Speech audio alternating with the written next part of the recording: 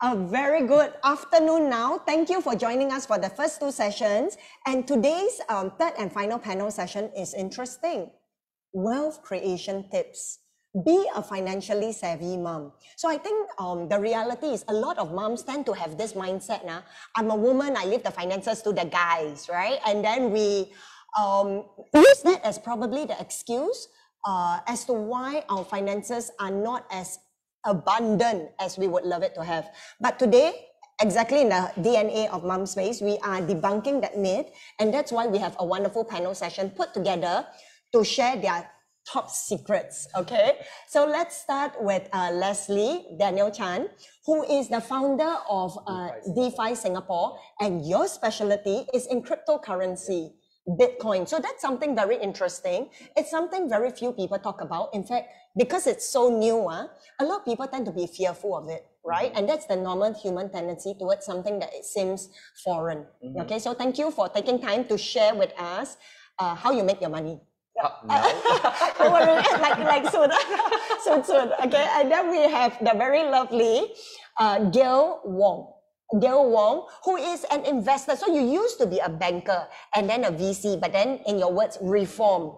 And your heart comes and your passion today is about helping women make money, owning and increasing their wealth. Am I right, Gail?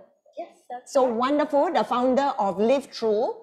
She will be sharing a lot of tips, right? From a very experiential point as well. Yeah. And then we also have EUGENE, who the abundance coach, right? This is how you position yourself. Yes. So I got to know EUGENE. So his personality will come forth. So EUGENE Helms comes from a traditional, so prudential, right? Yes, yep. But it's not just that. I think your entire journey, there was a period in your life where you were so broke, and as a father of three, it really impacted you. And so thank you for sharing. Also the founder of Trainium Academy.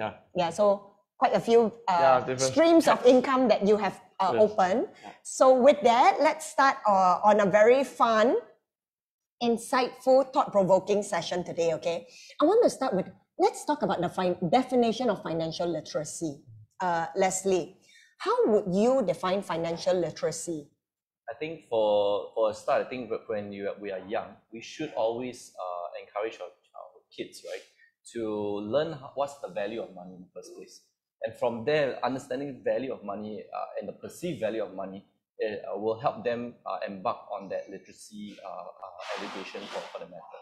So, but when you say understand the value of money, right, most parents, I would say, parents here, we already think, but my kids understand, ma. You know that's what an else? assumption. Okay. Share with us. I would think that probably you guys, as parents, you guys will probably know. I'm not a parent. I have to disclaimer. Okay, I have yet to be a parent. So the idea, but I have interacted with my nephew and cousins and things like that. So when they were young, we always my aunties actually gave me like a $10. We go to Yauhan. I don't know if you know that. You use my age, but I think we all say man. So then we kind of thought that use that $10 to buy whatever you can, right? So we try to maximize. You want to do certain activities with the $10. You want to go for a ride. I don't know if you know, Yauhan used to have like those merry-go-rounds, basically, and food inclusive as well. So that's just budgeting and learning how to understand, the value of money from the start, for a very young age. So what I'm hearing you say, right, is there seems to be a gap between appreciating how much money can buy us instead of just spending and thinking there is no limit. Correct. Is that? Especially if you're going to the digital age, right, where everything is on your handphone, there's going to be a lot of assumption, right? And kids, I feel these days, do not understand that enough. We although we're so used to our physical cash, our parents' generation, our own generation, the next generation, what they are experiencing is, Mom, I just want to buy certain things. I had a conversation yesterday. A friend of mine just asked me, say, is it okay for me to give my son $1,000 to play, literally into cryptocurrencies? Basically, he was asking me that question. I was like, dude, it's your son. Your $1,000 is what? How do you actually derive that value for them? Because to you, is disposable, but to him, $1,000 is a lot of money for a 22-year-old at that point of time, you see. So, I mean, his son is 22, God bless him. But he's still asking his dad for, can I dabble into this, basically, right? Because he's just seeking his dad's opinion. And as a result, he's just confused because, I mean, that's a new product, that's trending, what kind of information can he get with regards to this, right? So I do believe my other co-speakers would know in terms of their wealth experiences as well. So that is in and of by itself, as you progress through the digital age itself, you would be able to get a sense of grip, right, in terms of the value that you're owning. Because once it goes in your wallet or your digital wallet, you just take it for granted, right? That it's there, and yeah, you may even forget how much you even bought it for, and that's the thing. And I think it's a very important concept that you bring up, because literally we tap everything, beep, beep, beep, beep, beep. And sometimes in just tapping, it's like we grew up in the stage where we counted coins and Correct. notes and all, right? So that value, you teach. But in just, I mean, even my kids now in primary school, they tap, whether it's to buy food or at the bookshop. So that figures that is being reduced is not in my face. It's not like I had $5 note and then now I've got like 50 cents.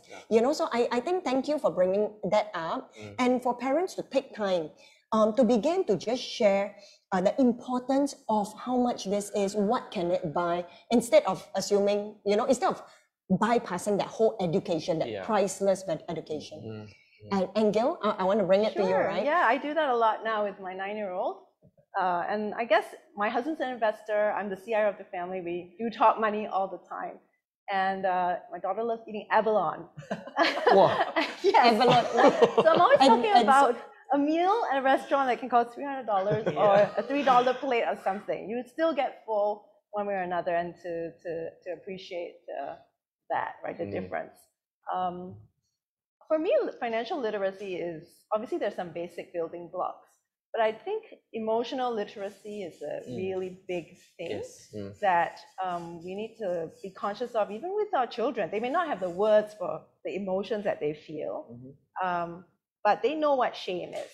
And if you make a mistake around money, we have been programmed from young to be shameful, to be fearful of making mistakes, or for looking stupid if we missed out on an opportunity. So all this ties to our modern day living, not just around how we manage our personal finances, but also business decisions, FOMO, risk-taking, really important to do the work to know how we're built, understand maybe what were the pivotal experiences in our life that imprinted our money beliefs and guide how we choose to spend our money, right? And so then you can choose to follow and take those lessons, and also to step away from it when you need to. I love how you bring in the emotional aspect. So it's not just about learning the value, but how do I feel about money? Do I feel money is a means to an end? Do I feel like controlling money, or do I feel like hoarding money because I never had enough my whole life, right? So, and in differentiating that, first for the parent, and so that we are mindful of the lessons that we are consciously and unconsciously passing on to the next generation. So yes, wonderful. We will be covering money beliefs, wonderful. Thank you, Gail. And Eugene, you used to work in MAS, right? No, SGX. Oh, SGX, the Financial Stock Exchange. That's right. And even then, it doesn't mean that we are financially literate. It's such a myth, right? Yes. Wow, you work in Financial Stock Exchange, you should know everything. Can you share with us why not? I realized over time, I'm 45 currently with 3 kids, and I realized over time that money literacy equals to two different M's, right? Because a lot of people only think of the investment part, like, are you savvy? Especially when I was in SGX, we worked closely with MAS. There's a series called Money Sense. I think those who are old enough will have heard of it. I wasn't a speaker, I was the organizer, so I had to find different speakers to go on stage. And most people who come are in their late 30s to about 50s, and they always ask questions related to the mastery part. Okay, that's the second M, mastery. How do I do this? How do I do that? But we often neglect the first M, right, which Gail very elegantly covered. Right, that is the mindset part, the beliefs part, the attitude part. And because we were brought up a certain way, right, and therefore we always feel like, hey, like in Chinese, 谈钱伤感情, you know, like don't talk about money, we're friends, right? Like, and then, especially if you're a friend and you're a financial planner, wow, that makes it even worse. Like, hey, hello, we meet for coffee, don't talk about retirement planning. Yeah, so I realized the mindset, including for me, I used to avoid a financial planner all the time. Yeah, and then I realized that, hey, why am I so fearful to talk about money? You know, sometimes even with parents, right? At the moment, like your father or mother bring up money, well, people start quarreling. Like, no, I got enough already, still give you allowance, why like that? You know, and because I'm a life coach, not just a financial planner, so I happen to meet a lot of clients who are in that space where they argue about money. Some even divorce because of money, right? Some, their children don't want to talk to them because of money. So I think that's not the mastery part already. That's really like emotional quotient, the mindset. You know, why do I feel so fearful? Why do I don't like to talk about money? I was in Singapore Stock Exchange, not by choice. Yeah, I studied media actually. You know, I love all these cameras in front of me. It's like, oh, I want to touch them. Yeah. Yeah, so I wanted to be a film director, but because of circumstances, you know, I got married quite young, I had children quite young. So obviously, you're not going to be a film director in Singapore, right? This is not LA, it's Singapore. Yeah, so I decided, okay, let's find any job. Any job that can give a monthly stable income. Unfortunately, I don't have GAIL's intellect of like, hey, let's be savvy about money. I just think like, okay, stable job will do. So I can declare to the whole world my first monthly paycheck was $2,300 only, right? And I had to feed a family, right? And as a sole breadwinner, so it was very, very tough. Then I had to gradually switch my mindset to become more savvy. That means the willingness to learn. Yeah, and I mean, a lot of people listening today may or may not be willing to learn, right? Yeah, so I think at least start from that. Yeah, be willing to learn before talking about like how do I invest, what do I invest? You know, at least be willing to learn. Don't give yourself excuses. I love what you talk about mindset, and let's move into it, right? Sure, because I think what we are more excited about is in putting forth money is really just a tool. But the conversation that we want to have is the paradigms, the unconscious paradigms, right? And with that, I want to pass it over to you, Leslie. 20 years you are an interior designer, and then because I think each of us has had major career transitions, and then you decided to jump into cryptocurrency expert, you know. How has your financial blueprint changed the external quality of your life? So this is interesting because it's a bit personal, right? So yeah, it feels like a bear all situation now for me. 20 if you years, can just condense, okay, yeah. What was the turning point? It's probably 19, not 20, but as I was in the space, I realized that digitization affected the industry. And that kind of woke me up, to be honest, because the regular leads that was coming in through word of mouth was no longer very present. And people were going to online, you know, where they go to Facebook forums or you go to Reddit Talk forums and just to get a sensing of things over there. And I realized that mindset was changing as a result. And I was stuck in the old, because I was raised by, well, I wouldn't say raised, was mentored by old contractors, right? And so that whole aspect kind of made me thought that, okay, and then of course the business tanked, it didn't do well, got in a bit of a situation. And I told myself, I said, no, I think, and I struggled for 2 years before even moving on. It was the emotional aspect. I couldn't let go because it's a passion of mine since I was like 14 years old, 16 years old. I wanted to do something about I wanted to be an architect. And I realized that I couldn't do this because of what Eugene has mentioned. I need to put food on the table, right? There's this constant battle and struggle, like I'm not moving up fast enough or to increase my income level, right? And as a result, when I went into my own business, had the school of hard knocks, you know, you had to learn a lot of things at being entrepreneurial, and got into, you know, into a lot of situations. And because of that aspect, I went into research to find what's going to be the next thing. And that's how I found that, you know, cryptocurrency is going to be the next big thing. And I mean, the blockchain technology itself, I realized, wow, this is actually very powerful. And when I got exposed to it, I did more in-depth studies into it as to why this technology is going to bring us in the future. Because I'll put it this way, have you ever asked your boss, like, how do they make money? I've always asked my bosses, right, how do they make money? And no one taught me anything on that, at least in my industry. It's a trade secret. It won't tell you how they make the money. And so as a result, I decided to say, look, I need to find the next big thing that's going to happen, put my efforts into it, study it a bit. Okay, so if I were to ask you, right, let's talk about paradigms, right?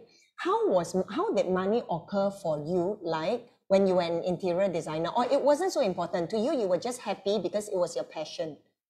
And how has it shifted, or has it even shifted? It changed a lot. Okay, how? We can't survive on passion. That's the problem. I sound jaded, yes. But yeah, I do see people, living off their passion because they found a business model that works for them. That's right. And probably a lot of support, to be honest. It's not just a single income, it's probably dual income that's supporting it. I hear you. So what shifted for you is you realized that the existing model didn't serve you, and that's why you were open to pivot quickly, for sure. to just quickly, like, what's the next thing, and like really engage into student mode and learn. And then today you are a teacher of more than 3,000 students. Wonderful. Thank you. A lot of unlearning and relearning. Yes. And I think often it's the unlearning, the humility to say, hey, can I let go of what I used to know so that I am an open space to then digest, soak newness. Right? Going extra for that, after absorbing, we need to understand how are we going to do it. Like what Eugene said. The application. After you learn already, then you are willing to change. Then you say, yes, let's do something about it. What are the steps to go to the next level? Wonderful. And GAIL, I want to ask you, right? You're from scarcity. Okay, so I think for you, you've always been quite comfortable. Was there a drastic aha moment in your journey? Comfortable in what sense? Financially. Oh, well, I'm privileged that I got the start in a career that was very high paying as a banker at Morgan Stanley. But I actually had the opportunity to leave, and I took that because I felt like that was not me. It was a very transactional world, very competitive and cutthroat, and there had to be more to life. But I think I did what a lot of women do, which is hide, right? Like my husband, thankfully, I met him at the bank, so we both have the skills, and for a few years I left it to him. I had my kids. But I think almost 5 years exactly from today, my father-in-law suddenly died. And that was a point where I realized, okay, I can't just put it all on my husband because he's going to die the same way. From the stress, from working to, and like, there's got to be another way to be with money, right? Rather than hiding or like thinking that it's bad or it's this kind of person only is good at it. So I struck out to find my own way. Like I call it now the soulful way around money. How do you spend, invest in a way that is more you, that reflects your values, but also doesn't have to always just be about survival or putting food on the table. And I acknowledge that there's some luxury to be able to do that. But I do believe that it feeds into my whole view of the world. Like we can't just keep going down this high growth, VC, unicorn hunting type of approach. That's just not great for this planet, right? We're not going to survive if we continue down this path. So there must be different ways that we can allocate our capital, even as an individual, how you choose to spend and put your money can move a lot of things in the world.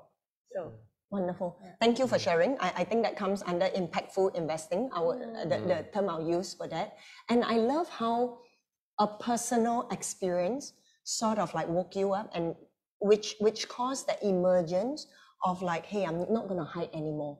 I'm going to fully step into my power, own it, and I am going to be responsible for my money. I think it takes courage to even, and humility to even admit that I haven't been, right? Thank you so much, Gail. Yeah. Well, there's a bit of imposter syndrome because, I have the credentials. And I would say actually a lot of people in high-paying jobs in finance, even bankers, may not take care of their own turf as well. I say that from personal experience as well as anecdotal knowledge. Because I think very often, sometimes there seems to be a professional and personal divide, Yeah. right? Like I'm doing my work, but then my own personal, and this is where I assert and why it's such a critical conversation. What is our relationship with money, right? Our money beliefs, our paradigm. Do I think money is evil, bad, and I want to move into that because we grow up in this Asian culture. You think what? Money grow on trees, money is the root of all. No, the love of money is the root of all. With all this, with so many messages, right? Societal messages that we've been brought up with. Don't lah, just don't. And then the tall poppy syndrome, right? So but that's exactly what we are here today to debunk completely, okay? Because I believe that we can have it all. I really believe that we can have great relationship, husband, wife, amazing family, and money. I believe we can have it all, So for you, Eugene, what money belief did you have to give up? You know, because you went through being broke, right, earlier. And I want to blame the Ministry of Education for this. Ministers, please listen. Because since young, you know, I think most of us grew up in this environment where they don't teach money skills, right? In school, primary school doesn't teach, secondary school doesn't teach. I mean, don't say commerce is money skill. Commerce is just balancing the numbers, right? That's not money skill. And then, to my shock, people who study business in diploma and degree also don't learn money skills. I mean, they learn maybe investment, products, like just I did in SGX, but not money skills, and certainly not money mindset. So I'm lucky enough to attend many programs, including like, you know, Landmark, Money and You know, a lot of things, MMI, you know, and that completely changed the way I think about money. So I used to have scarcity mindset. I mean, this is a very common phrase, right? In other words, zero-sum game. In order for me to earn more money, I have to step on somebody else in Morgan Stanley, in Nomura, in SGX, right? Because every company is a pyramid, right? It's not even MLM, it's companies, normal companies. They're all pyramids because there's only one CEO. I've never seen 2-3 CEOs. There's only one CEO, but there's thousands, right, of junior associates, and then we have to somehow climb over other people. They call it rat race, right? In order to reach, don't say CEO, just normal head of department, you have to backstab people already, right? Not that I did, just to be clear. But it is a scarcity mindset, right? It's a zero-sum game. For me to win, somebody else cannot be promoted because there's only a vacancy for 2 promotions per year. Then once I got kicked out of the company, which seemed like the worst scarcity you can ever have, right? Because even the monthly paycheck is gone. Then only when you lose everything, then I realized, hey, wait a minute, I can create anything I want. So I start to have abundance mindset. That's why I use the word abundance a lot. Because I realized you first have to have the abundance mindset before your bank sees abundance. Wonderful. A lot of people think it's the other way, right? They say like, I have no money to donate, I have no money to help. You want me to come for this kind of panel? No time, right? Everything is no time, no money, no kindness, no friends. Thinking like, hello, this is a very broke guy, right? Completely broke. I even had to get government handouts. I think very few of us on camera right now have ever had an EZ-Link card with your photo on it. Right? It's not VIP card. Okay. It's a concession card. And only 3 categories of people in Singapore have it. The students, right? I think your children probably have it. Elderly, right? Because they have no income. And people like us, the bottom 20% of Singapore. 2014, there was. So I had to go around tapping on the card. So I felt very scarce, right? Scarcity. So if you say you cannot donate, then of course I cannot donate. So how did you shift out of that? Because your reality, and I love what you say, okay? Because I believe, right, that we create our world, and creation starts in my mind's eye. It doesn't start from outside, it starts from inside, and then I push it forth. So the question is, your reality on the outside, the signals that are sending you is you cannot, reminders of failure and all. But how did you shift that? How did you begin to create that abundance from within? I work on my mindset a lot. So every course, right, and because I was so broke, I went for the free previews, those 2-hour, 3-hour program. But 3 hours is a long time, you know. So I just took notes like neuro-linguistics programming, the millionaire mindset intensive, you know, all the free previews. I just took notes, like Tony Robbins, all these people, took notes. And then I started realizing that, wait a minute.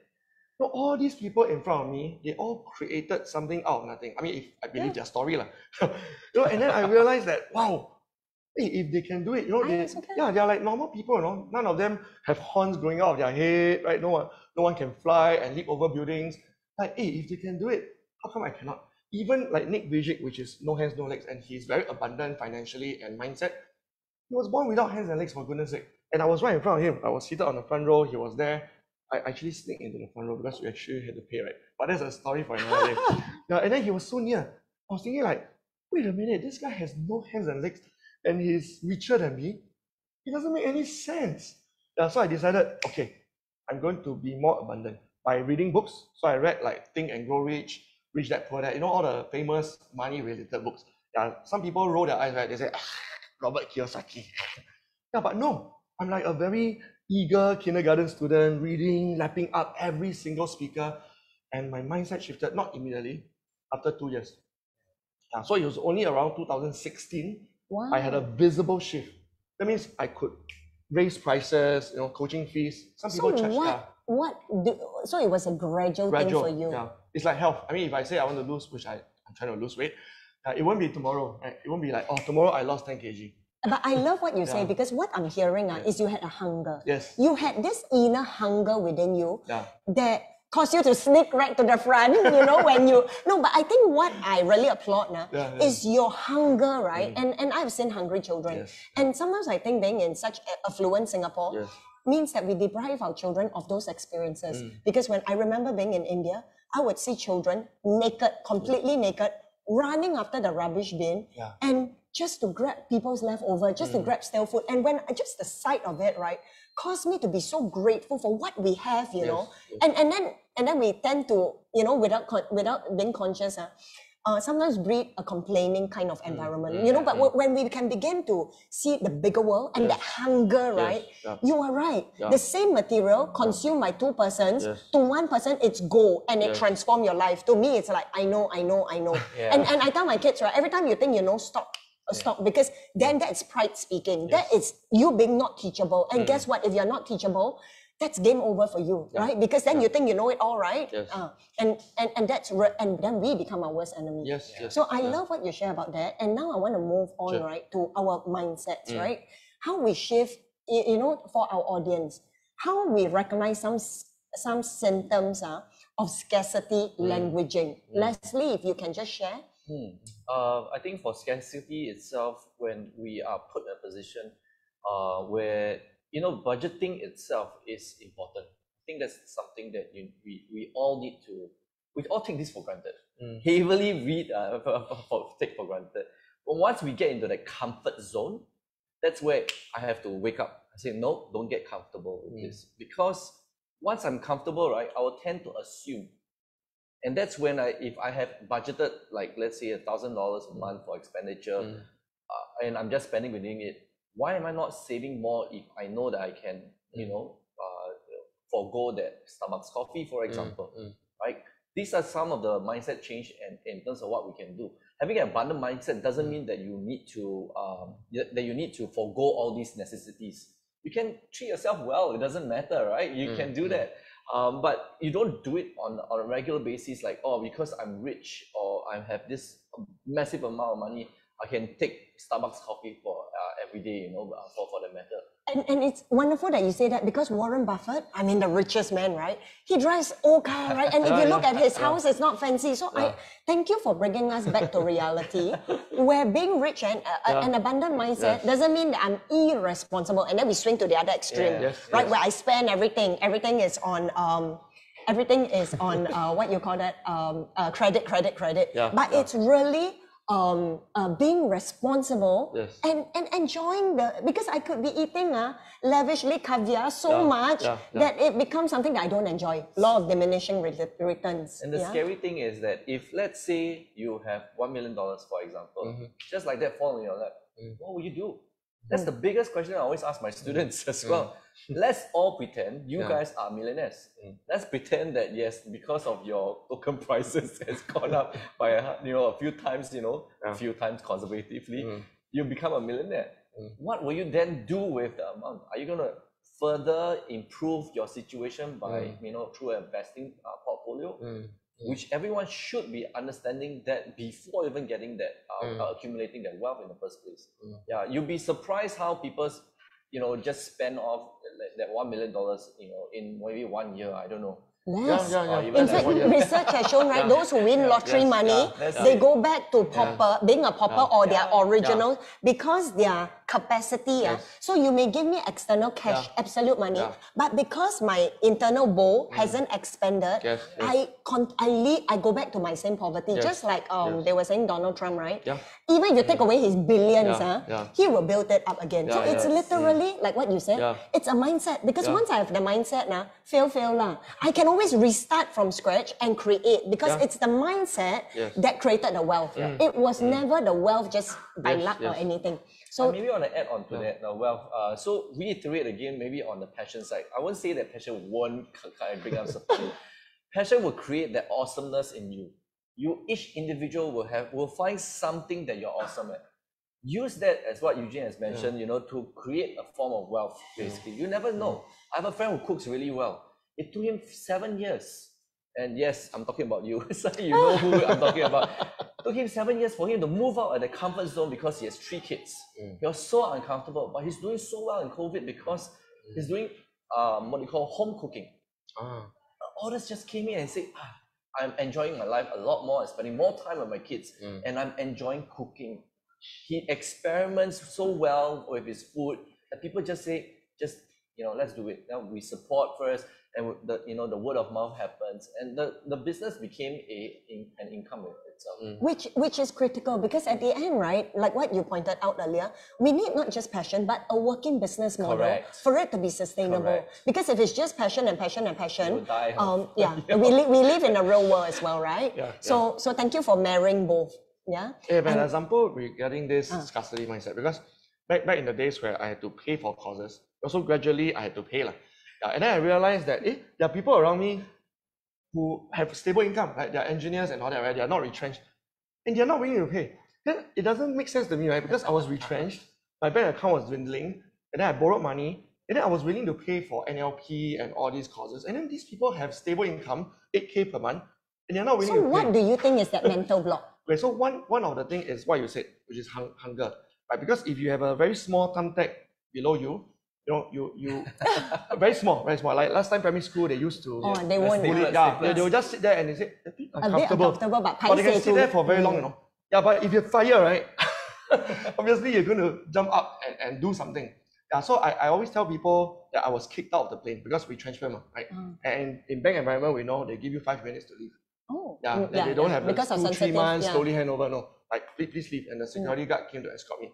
So that's really fire, It's not like slowly like, hey, 1 more year, you slowly go and find a job and all that. Then I probably would have found another job. I think that really burned you. I mean, it really gave you the experience. I mean, what you give, you dedicate almost your soul, your heart, your everything to boom, over 5 minutes, security guard come. I can't imagine, what it would have done for me.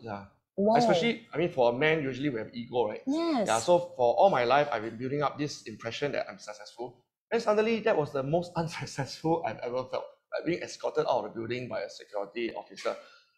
And after that, of course, the money dwindled. And then I really felt the fire. And I thought like, hey, I can use credit card, right? Use credit card, pay over 12 months installment. And over that 12 months, while paying the installment, I can grow my coaching business. So that was what I thought. But the engineer, again, no discrimination against engineer, but it so happened that I was talking to an engineer. And then he said like, no, money that I pay the speaker, then it will make him rich. Then what if it doesn't work for me? I say, why do you ask what if it doesn't work for you? Why don't you ask what if it works for you? And I think that exactly is the mindset where I've already decided that I know it all, right? Or I've already decided you want to take my money.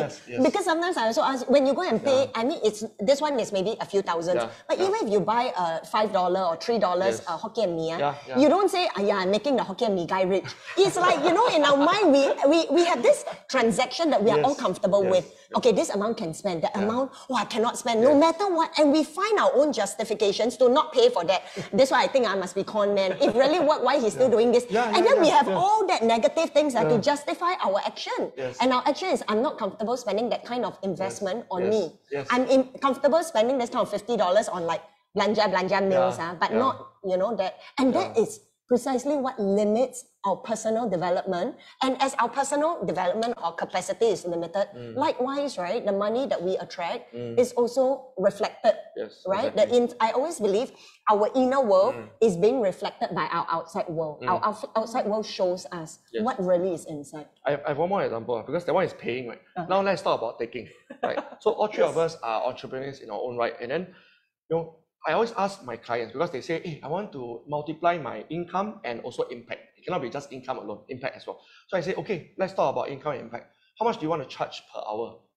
Then you start to get all this tuition fee kind of thing, right? $40 per hour, $50. I say, wait, why do you start with 2 digits? Then they say, isn't it the market rate? I say, sorry, what's market How rate? many years ago? How do you define market rate? Market rate is basically the average of the common, right? So if you start to charge $2,000 per hour, then the market rate has shifted, don't you think? They say, why would people pay me $2,000 per hour? I say, why did people pay Nick Vijay $25,000 per hour? Not 2,000. And this guy has no hands and legs. I'm not looking down on Nick Vijay, but I'm so inspired by him. I watch videos by him. I buy books by him for my children. And I think why am I not writing books? Why are you not writing books? Why is Nick Vijay writing books and he has no hands to write books? So I'm thinking, hey, okay, stop this nonsense. I can charge any amount I want if I can make people believe that I am worth that amount, which is why I started branding myself and also branding my clients. Because branding creates perception of success, and that perception leads to real success. Interesting. Okay, so I hear the whole branding. But I think what I want to identify, right, is really your mindset. The mindset of I deserve it. Because I think for a lot of viewers, especially women, we tend to have that self-deprecating where, no lah, am I good enough? The imposter syndrome. We think we are good, then we second guess, triple guess, and by the time we finish guessing, so exhausted, we don't even do anything, right? But very often, right, I think true humility is not pretending to be who I'm not, but daring to step into my power, into my strengths, into my giftings, and then making mistakes and being open about it and fine about it. And I think as we begin to do that, the authenticity shines forth. And I think in today's world, that is what is lacking a lot. So many people want to look good, appear to be, but the reality is no need one. People are drawn by authenticity, even the low stories. And I think that's often the most powerful. Thank you, Eugene. And Gail, I want to, even as we're talking about money mindset now, emotions, just now you talk about emotions, because I think for a lot of people, when we talk about money, there's a lot of guilt, the voice of guilt, the voice of shame, the voice of shouldn't be asking for too much, the voice of be like everyone else. How do we overcome those voices?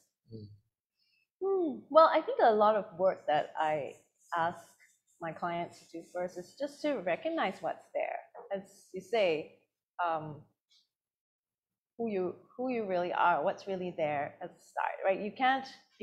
The truth always lies in the substance, and so if I have this emotional wheel that I like to give my clients to help them pinpoint, because most of us are very poor with naming what's there for us. But once you name it and you can put a word to it, and you can tell why I feel angry or ashamed or fearful, it kind of puts, if you can name the monster, it's a little bit less scary. Yeah. Wonderful. I love what you say, because in Singapore, right, so many of us, everything was okay. How was the food? Okay. How was studies? Okay. Everything is okay. Instead of naming the emotions and being comfortable with the various emotions, right? Whether I'm feeling down, low, sad, or helpless even, right? And being okay with it. Like I don't always have to feel up all the time or positive. Well, I think that's a very Asian thing, right? You have to look, it's a face, it's a look good. And there's very little space, I think, in our social settings for anything that doesn't sound good or look good. And I suspect that's a big reason why money isn't the most talked about subject between women. And even amongst sort of mixed genders, it's always like, I made this money doing this and doing that, and everyone's like admiring that person, but nobody talks about the mistakes. And there are always mistakes, there's always losses, and to be able to actually say, oh, I should have sold this stock. and you know, I was complacent, or I thought it would go up more. Like, to be able to just acknowledge that is probably a very healthy growth mindset that I would encourage anyone working with their money to constantly have. Yeah, Wonderful. It's interesting how she said that, right? Because when you make a mistake, especially, right, you don't know who to go to, especially if you are entrepreneurs, and the support system is really not there. I mean, I'm not to shield crypto or anything like that, but if you are in the right community, you get that kind of support. To be honest, you are allowed to make mistakes. To be really honest, I had a student of mine who came to me and said, "Hey, bro, I made a mistake. Can you let your community know that I was scammed?" I mean, in crypto, you get it's prevalent, all right? It's because it's the ease of technology that allows scammers to use the technology for that purpose. And as a result from that, he changed it into a positive one and say, "Please let other people know not to get scammed from this." And after that, you could see the entire community galvanize together and say, let's just bring this channel down and just report this on Facebook, on Telegram. This is a fake channel and things like that. And that's I mean, it was unfortunate for the guy. Thank God he didn't lose a lot. I mean, it's only a few $100s. But it was painful enough for him to say that like he's not well to do, right? But he made a mistake. He just took for granted that it was legitimate, and as a result, from the experience, he changed it positively and just let. And people thanked him for it. Said, "Thank you for sharing, something like this. I would have. It's too real already. It looks fair, so close together that I would have made the same mistakes as you. Do thank you for that." And I love how this person chose to share my low, because it's very easy to boast, It's very easy to show when I'm wearing, I'm the peak of my game. But to share, to open my skeletons, to show the vulnerability is actually, it takes a lot of courage, number one. But number two, you see how much positivity and goodwill, right, he generated just from, it's not just one person learning a lesson today, but let's multiply it. Everybody share. You don't have to go through the hard way. And I think that speaks about the generosity of his heart. Okay, and the power of community. Yes. I love the word community, because if you, like, I was alone, right? I was kicked out of my bank. Then where's my community? And you can't exactly go to your family and ask, like, "Hey, do you know how to invest?" And I think the other thing about community, right, is sometimes our family has been with us our whole life. They and for better or worse, they have certain perception. And let's just say the wealth pot of the family is what we know it to be already. If we want something different, we would then have to step out to source for the community that we are comfortable with, that we know has our back, that we will support as well. In that growth journey together, where we cover each other and we learn together and have that open sharing. So when I attend all these courses, right, I mean, including Landmark and MMI and all that, then we form new communities. A lot of times they form Facebook group, WhatsApp groups, and some people say, no, I don't like Facebook group. Okay, then don't join that, right? But I join all the time. I have hundreds of Facebook and WhatsApp groups. I mean, some I left already. Learning. But wow, the questions they ask, I didn't even pop up in my head. Right? Because the power of our life lies in the power of our questions. Yes. If you never even asked that question before, why would you even go and grab a book to read or find the answer? So I realized when people ask questions in that group, I learned so much. And then the shift, right, of 2 years shifted because I was in so many communities learning so many things. So he shortens his time spent, actually, to be honest, when you join communities, especially when there's a support system. For me, I mean, obviously it took me so long to reach where I am, but the community, some of the people that join, takes them 1 year to learn where I am. I'm like, wow, okay, that's a very exponential growth for you. But I think that's the heart of really human beings. We were meant to be communal. I mean, really, you know, the worst, what you call that? The worst prison, no, the worst punishment, the worst punishment, right, is really an isolation cell. It's not even give you food and water is still okay, but when you remove a human being from others, can go insane, can really begin to hallucinate, and that is, I think that talks about how we were meant to connect heart to heart.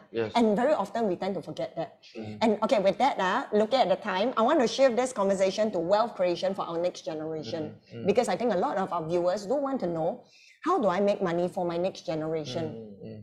So Leslie, instead of just saving, because really we were brought up in an era of everything also save, and then almost to the extreme where we become Scrooges and misers, right?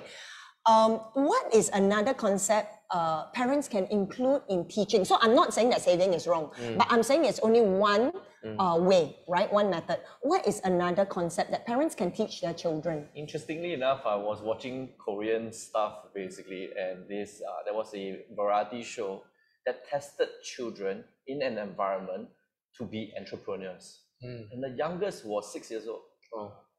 So the oldest was 11 years old. And the interesting thing is that this 6-year-old created something very cute and very nice. All the children gravitated to it. Guess what the 11-year-old did? Can I buy over your items and I want to sell them to the rest? That's what he did, you know. So he created a wealth channel just by looking at other people. He didn't even have any talents because he was like presenting, everyone was presenting. The 11-year-old didn't look dejected, but went over to the youngest and said, can we work together and let's sell this for you? So immediately. And it was interesting enough that there was no adult supervision. It was just interaction among the children. But that boy had a education in financial literacy from his parents to know that he sees an opportunity. He sees somebody else's having an awesome thing that they are good at, right? And he says, let's try to convert this and see how to do it. He made it into a business model, like I mentioned to you, right?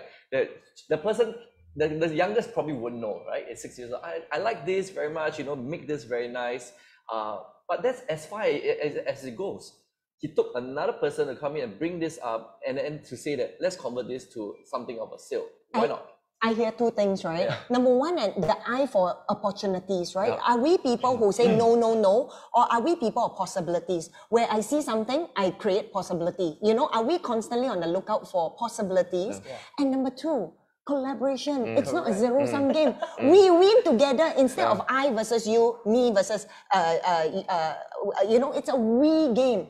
Shall we? I help you market and then I teach you. Because the little boy, 6-year-old boy left to himself would probably just be very left to the cuteness of that, right? That's all. But in him monetizing it, he brings he brings value. He also brings value, and together there's that synergy that I hear. That 6-year-old understood what just happened. Said, okay, let's do it together. So it takes two parties, because right? That idea never popped up in his head. Right? So for that reason itself, it was interesting enough. Anyway, it was a girl, not boy. But anyway, it doesn't matter. Cute stuff, right? So just I think that's This reminds me of my primary school. Primary 3, I used to draw Spider-Man. And then I sold it during recess. And there was a queue. There was a queue at my desk buying, and some people were giving a systematic queue order. And guess what? The teacher stopped me. Back to MOE. Please wake up, MOE. So I mean, kids are born creative. Right? I mean, all of us have kids. We know, like kids, if you don't stop them, they are creative. Right? There are some famous TED Talks by professors that shows that it is the school that just curbs the creativity. Like, oh, this is not the way to write your science answer. Please make sure these phrases are in. It's science, hello, science. You're supposed to experiment and find out and make mistakes, not like memorize these phrases and you will sure score A. And so, you know, the school just, and some parents as well, not just school, just kill the creativity out of children until they don't feel like drawing anymore. They don't feel like selling anymore. They say, okay, let's just study for my PSLE. So I love the Korean show and I feel sad for myself. I could have been the next Elon Musk, you know, at a much younger age. But what to do? Don't worry. I believe you are perfect where you are. No, I always believe we are always, you know, perfect. Of course, but I so hear you, and so quickly, so often it's parents, because I remember when you say creative ideas, one of my daughter gonna stop from selling to classmates, right? You know who she sell to? One day she had to raise funds because she wanted to buy her older sister a Christmas present, so a birthday present. So she said, I know, we're gonna have a garage sale. Then I look at her, and who are you gonna sell to? Then my sisters, I look at her, I'm thinking, number one, what are you going to sell, right? Because whatever you sell, don't know, is it second hand or what? So I got how I was judging her. Then number two, your own sisters, I was laughing, you know, because I was like, don't know who will buy from you, but just keep quiet. One of my parenting trips, I've learned just shut up, you know, so I just kept quiet. I'm like, good idea. Let's see. And then she was so motivated. That night, immediately after dinner, she spread out this cloth. She went to get items, you know, and then I was just watching because I couldn't believe my eyes. I'm like, you're selling to your own family members, your own sisters that probably sees all your toys already. Yeah. And then as she sat there, right, as I sat there, what shocked me, right, was my oldest is 15 years old, not young kid, you know, it's not like young kid bluffs, young kid. Yeah. They actually crowd around her booth, her mini booth. Yeah. And then after I was like, oh, so they're looking, okay, they're looking. And then one by one, they walk to the room. I'm like, where you're going? Go and get money lah. Wow. And then I was like, huh, really? But you're buying things from your sister when it's probably shared. They're like, yeah, but she's selling. Yeah. And then after that, she grew it even bigger. That weekend, my family was coming over. Yeah. So she sold to my brother, the sister-in-law, two sister-in-law, brother-in-law, and they bought and they supported, and it wasn't a lot of money she raised, okay? But in that experience, what I got is, you're right, kids are so creative. They would sell to 自己 kaki lang, you know, my own, and no shame in it. It's us parents who are like, are you sure? Are you sure? Yes. Because of the boxes that I have. Yes. And in me just humbling myself, I allowed her to burst all my balloons of how it is. Yeah. And then she very happily went to buy the present to give her sister. You know, so I think really there's so much we can learn from children when we humble ourselves to be the student. Yes. Yeah. And back to the hunger issue, I noticed because I coach poly students and undergrads a lot, and those who are from poor families, right? It's such a cliche by now, right? That those who are from poor family, those who have to use school holidays to serve the char kway teow and all that, right, they tend to be driven. Yes. And not just driven, the skill set. Just now I talked about mindset and mastery, right? Yeah, mastery is also better. Because as a young child, they already dealt with adults. Some people scold them, say, hey, I don't want chili, why you put chili? So they already know conflict management, right? They know negotiation skills, right? They know even motor skills are better, balancing 3 plates. Whereas the richer kids, right, what do? Play computer game every day at home, watch Netflix. What do they learn after 10 years? That's why I feel that sometimes being poor is better for hunger. Of course, if you become poor, it's your fault already. But being born in a poor family, which thankfully I was born in a poor family, so that helped me also. So when I became poor again because of retrenchment, so I recall my childhood that, hey, I didn't have anything. And my father was fine. I mean, you only earn $1,500 per month. But no one died, right? No one died in my family. So I start to have confidence that, hey, I can create wealth from scratch. Yes, I think it's the fire. I mean, even as you're talking, right, what I'm hearing is there's this fire that burns within, right, where they know it's either I do something or die leh. And many of our children are not put in those circumstances. It's a matter of whether I want this food or this food, but there's still abundant food. But if it's between this food that I may not like, vegetable or whatever, and no food, you know, it's a very different choice that they make. So with that, GAIL, here's a suggestion. Maybe before we go to GAIL, here's a suggestion to Eugene. Why don't we all go? Your parents go back, right, and just say, okay, look, well, I'm going to give you $50 a week, and you can do anything with it. Create wealth with the $50. And you decide, and you watch your children what they do with it. Because your daughter, the youngest, right, actually made the best business decision. You know why? The toys are free. Exactly. Zero cost. But you are right, you know, school they stop. Because I was like, can you don't do this? Then but school teacher don't let me sell, you know, but I understand the system as well. Yeah, but what you point to, right, is very important because often, sometimes even the way we give, whether I give my children money on a daily basis, teaches them money management, on a weekly basis, or on a bi-monthly basis, or even on a monthly basis, what are you going to do? Do you know how to budget, right? If you choose to use everything your first week, all the best to you. And then learn, it's okay. And then, you know, if you choose, what do you then choose to spend, right? Whether spend, save, or share, you know? Sorry to interrupt, but one more thing, because you sparked my imagination there. So my son is now 17, he just entered poly, and obviously he needs money, right? So I'm thinking like, rather than just give him a handout every month with no effort, I say I give you a 1-for-1, right? So if you can grow both the savings and the investment, then I see how much extra you have made, I top up on top of it. Wonderful. All right, man. That's a good idea. Government there. Learning from the government. She said, okay, learn from government. No, but I think that is good because it makes them put in something. There is an investment, and yet you will top it up. Yeah, wonderful. Okay, I'm looking at time. GAIL, okay, what is one, how can parents model an abundant mindset? Well, you have to start by being abundant. I mean, there's no faking it. Yeah. It will show through in the most subtle ways. You know, sometimes when we talk about abundance, how do we help our viewers catch what is abundance? How do I emulate that? I really want to say something about abundance, and we all have this idea of an amount that after which we'll be financially free, and then I will have abundance.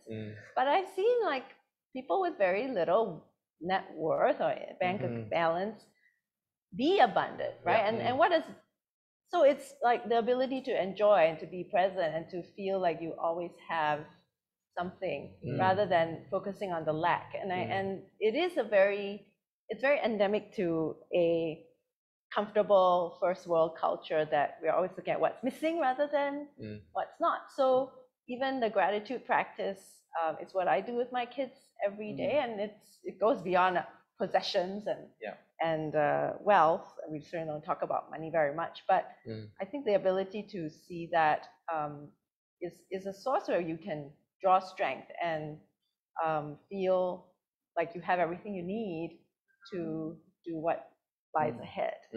What I hear underneath that is trust, where we trust that the universe, you know, for lack of better word, would provide for us, or that the universe is kind, is friendly, is good, is, you know. And I think very often that's our worldview. Well, yeah, and so there are a lot of stories today around like fire and survival, which actually I found very contrary to this experience of trust and abundance.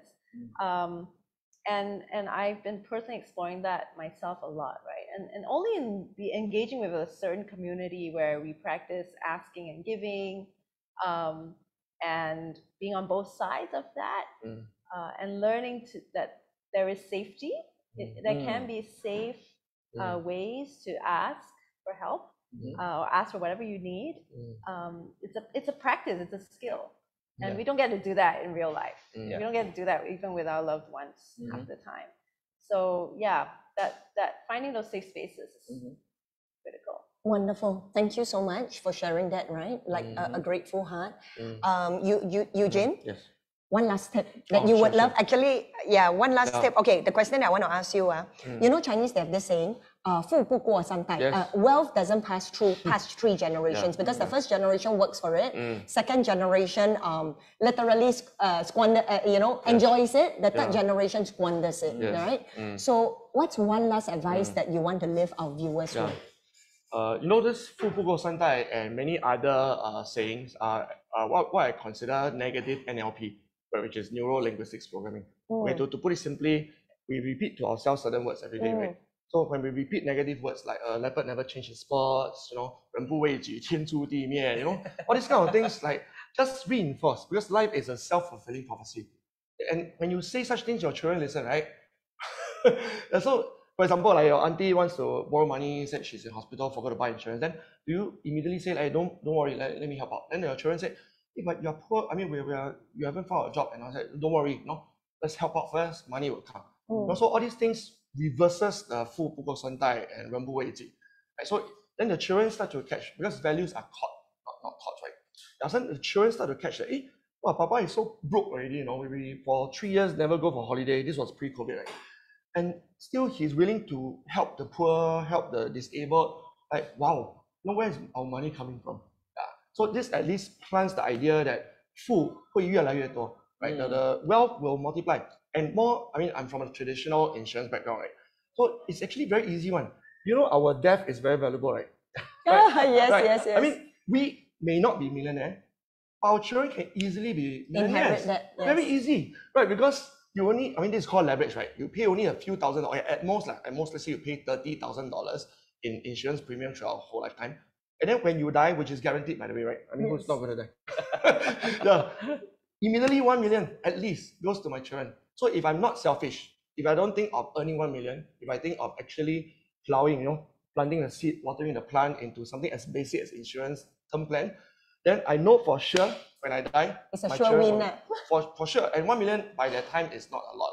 Come on, it's going to be $500,000 in real value. Yeah, but at least they won't be panicking. They won't be rich and buy Lamborghini, right? But at least they won't be panicking, right? They won't be the sandwich generation where they are thinking like, I need to take care of my elderly parents and also feed my children. They're thinking like, hey, Power levels, $500,000, let's donate, let's build an orphanage, let's do something. And it's not full it's become more and more richer through every generation. Wonderful. Wonderfully said. So viewers, I think you've heard it from all three of our panelists. It was truly a very insightful session. Creativity. Let's encourage our children, cheer them on in creativity. Let's help them identify their emotions, right? With regards to money. How do you see money? Even having conversations with them today. What is money for you? And just listening to their answers, right? And finally, watching the language that we use with each of our children. What do we model for them? That there will never be enough, that we have to be guarding ourselves, that we have to be careful, or don't worry, there's more than enough, and we are more than abundantly provided for. And joy and happiness is not dependent on my bank account, right? But on us being present and relationships with each other. And with that, I want to conclude with what Warren Buffett measures success as. We're the richest man in the world. I think he has the right to say that. Where for him, he measures success, right, by the number of people who love and care for me. And that is truly the measure of success, not just money. So while money is a tool, let's not use it, let's not forget that, right? And with that, I trust you had an amazing session. Join us tomorrow, where we will be discussing the gig economy, the millennials, how do they think, and even on Sunday. And with that, I'm going to leave you with Charlene, who will be giving the prizes. See you tomorrow at 10 a.m. Bye.